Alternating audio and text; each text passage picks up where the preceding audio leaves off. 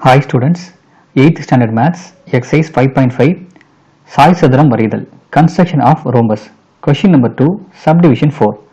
Construct the following rhombus PARK, where PR equal to 9 cm and angle P equal to 70 degree. First questionல கொடுத்திருக்க இந்த measurementsஐ use பண்ணி ஒரு rough diagram form பண்ணிக்கலாம். இப்போ இங்க பாத்தீங்கன்னா இந்த rough diagramல ஒரு rhombus construct பண்ணியாச்சு. இப்போ இந்த rhombusக்கு நேம் பண்ணிக்கலாம். கொஸ்டின்ல பாத்தீங்கன்னா PARK அப்படின்னு கொடுத்துருக்காங்க. ஸோ இந்த இடத்துல P அப்படின்னு எடுத்துக்கலாம், இந்த இடத்துல A எடுத்துக்கலாம், இங்க R அண்ட் தென் இங்க K. ஸோ PARK அப்படின்னு நேம் பண்ணியாச்சு. இப்போ இங்க பாத்தீங்கன்னா இந்த ரோம்பஸோடைய மெஷர்மெண்ட்ஸ் பாத்தீங்கன்னா PR ஈக்குவல் டு 9 சென்டிமீட்டர் கொடுத்துருக்காங்க. PR அப்படின்றது ஒரு டயகனல். ஸோ PR உடைய லென்த் 9 சென்டிமீட்டர் அப்படின்னு இந்த இடத்துல மென்ஷன் பண்ணிடலாம். அண்ட் தென் ஆங்கிள் P உடைய வேல்யூ 70 டிகிரி அப்படின்னு கொடுத்துருக்காங்க. ஸோ P உடைய ஆங்கிள் 70 டிகிரி. ஸோ இந்த இடத்துல 70 டிகிரி அப்படின்னு மென்ஷன் பண்ணிடலாம். இப்போ இங்கே பார்த்தீங்கன்னா இந்த ரோம்பஸ்க்கு சைடு வேல்யூஸ் எதுவுமே இல்லை, அதாவது பக்க அளவுகள் எதுவுமே கொடுக்கல. பக்க அளவுகள் கொடுக்காம ஒரு மூலைவிட்டத்துடைய அளவும், அதாவது ஒரு டயகனலுடைய லென்த்தும் ஒரு ஆங்கிளுடைய வேல்யூவும் கொடுத்துருக்காங்க. ஸோ ஒரு டயகனல் ஒரு ஆங்கிள் இது ரெண்டும் கொடுத்துட்டாங்க அப்படின்னா இதை நம்ம ஃபோர்த் மாடல் அப்படின்னு சொல்லுவோம். இப்போ இந்த ரஃப் டயக்ராமை பேஸ் பண்ணி மெயின் டயக்ராமை எப்படி கன்ஸ்ட்ரக்ட் பண்றது அப்படின்றத பார்க்கலாம். மெயின் டயக்ராமுடைய ஃபர்ஸ்ட் ஸ்டெப் என்ன அப்படின்னா, இங்க நமக்கு ஒரே ஒரு லென்த் வேல்யூ மட்டும் தான் கொடுத்துருக்காங்க, அதாவது ஒரு டயகனுடைய லென்த் மட்டும் தான் கொடுத்துருக்காங்க. ஸோ அந்த டயகனுடைய லென்த் தான் ஃபர்ஸ்ட் நம்ம கன்ஸ்ட்ரக்ட் பண்ணோம். அதோட லென்த் பார்த்தீங்கன்னா 9 சென்டிமீட்டர் அப்படின்னு கொடுத்துருக்காங்க. ஸோ ஸ்கேலை யூஸ் பண்ணி 9 சென்டிமீட்டருக்கு ஃபர்ஸ்ட் ஒரு லைன் செக்மெண்ட் ஃபார்ம் பண்ணிக்கலாம். ஸோ ஃபர்ஸ்ட் இங்க பார்த்தீங்கன்னா ஸ்கேல் எடுத்துக்கிட்டு 9 சென்டிமீட்டர் லென்த்துக்கு ஒரு லைன் செக்மெண்ட் ஃபர்ஸ்ட் ஃபார்ம் பண்ணிக்கலாம். இப்போ இங்க பார்த்தீங்கன்னா 9 சென்டிமீட்டருக்கு ஒரு லைன் செக்மெண்ட் ஃபார்ம் பண்ணியாச்சு. இப்போ இந்த லைன் செக்மெண்ட்டுக்கு நேம் பண்ணிக்கலாம். இது வந்து டயகனல் இல்லையா, இந்த டயகனோட நேம் பார்த்தீங்கன்னா PR. ஸோ இந்த இடத்துல P, இந்த இடத்துல R அப்படின்னு நேம் பண்ணிக்கலாம். PR length 9 centimetre. ஸோ இந்த இடத்துல 9 சென்டிமீட்டர் அப்படின்னு மென்ஷன் பண்ணிக்கலாம். இப்போ நெக்ஸ்ட் ஸ்டெப் என்ன அப்படின்னா, நமக்கு ஆங்கிள் P யோட வேல்யூ 70 டிகிரி அப்படின்னு கொடுத்துருக்காங்க. ஸோ இதை நீங்க நல்லா கவனிச்சிங்க அப்படின்னா இந்த ஆங்கிளை இந்த டயகனல் 2 ஈக்குவல் பார்ட்ஸாக கட் பண்ணும், அதாவது 2 சம பகுதியாக இதை பிரிக்கும்.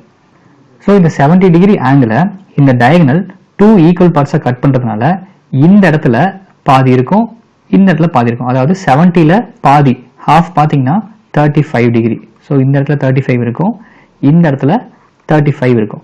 ஸோ இந்த டயகனல் நம்ம பேஸாக வச்சுக்கிட்டு இதுக்கு மேலே 35 டிகிரி ஆங்கிள் ஃபார்ம் பண்ணும், அதே போல் இதுக்கு கீழே 35 டிகிரி ஆங்கிள் ஃபார்ம் பண்ணும். ஸோ டோட்டலாக பார்க்கும்போது நமக்கு 70 டிகிரி அப்படின்னு கிடைச்சிரும்.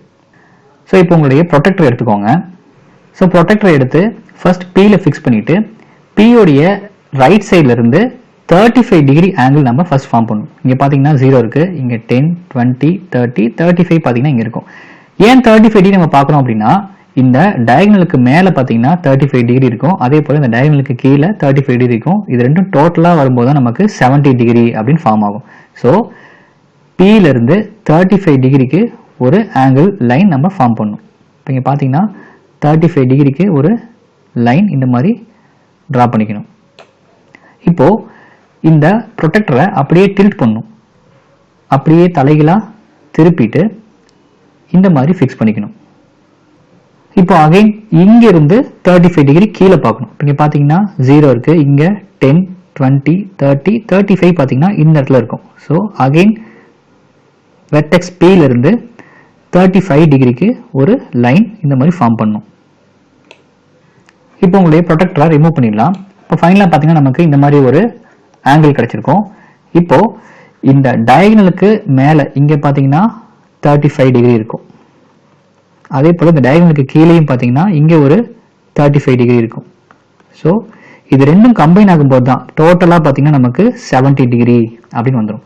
ஸோ இந்த இடத்துல எவ்வளோ ஆங்கிள் கொடுத்துருக்காங்களோ அதில் பாதியை இந்த டயகனலுக்கு மேலேயும் இன்னொரு பாதியை டயகனலுக்கு கீழே நம்ம ஃபார்ம் பண்ணோம் அப்படின்னா நமக்கு இந்த டோட்டல் ஆங்கிள் ஃபார்ம் ஆயிடும்.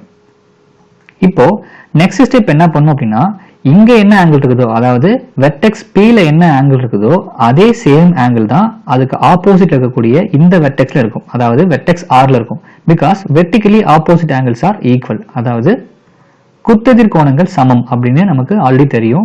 ஸோ இங்க 70 டிகிரி அப்படின்னா இந்த மூலை விட்டத்துக்கு எதிரில் இருக்கக்கூடிய இன்னொரு வெர்டெக்ஸ், இன்னொரு உச்சியில் இருக்கக்கூடிய இந்த கோணமும் நமக்கு அதே 70 டிகிரி தான் இருக்கும். அப்போ இந்த இடத்துல 35 டிகிரி இருக்கும், இந்த இடத்துலையும் 35 டிகிரி இருக்கும். ஸோ அகைன் உங்களுடைய ப்ரொடெக்டர் எடுத்துக்கோங்க. ப்ரொடெக்டரை எடுத்து இப்போ ஆரில் ஃபிக்ஸ் பண்ணிக்கணும்.